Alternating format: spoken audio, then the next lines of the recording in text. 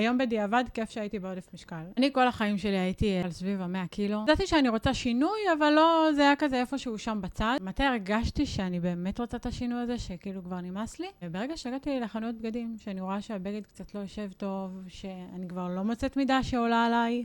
הבעיה שבאותו זמן עשיתי שינוי שהוא לא השינוי שצריך. אמרתי לבעלי, בוא נטוס לחול, נקנה שם בגדים, חול יש מידות גדולות. פשוט יצאתי למסע של שופינג. במסע הזה הבנתי שאני עושה את השינוי הלא נכון.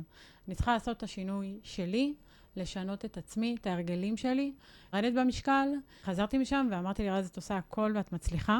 התחלתי תוכנית תזונתית עם ליווי. רדתי 20 קילו, אהבתי על זה ממש. התחלתי למצוא בגדים ממידה 44, 46, 38, 36.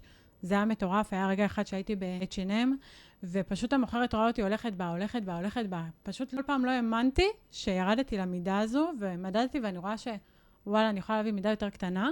הפכתי להיות תוצאה מהלכת, כאילו כולם זוכרים את לירז ככה, ופתאום לירז השתנתה, ירדה 20 קילו, אנשים לא זיהו אותי ברחוב ברמה כזאת, ואנשים רצו גם להצטרף, להרגיש טוב יותר, להיראות טוב יותר. כל המשפחה שלי הצטרפה אליי, זה היה בדיוק כשאחי התחתן, אז כולנו ככה הצטמצמנו, כולנו היינו לפחות עם תוצאה של פחות 10 קילו, זה פשוט היה מטורף.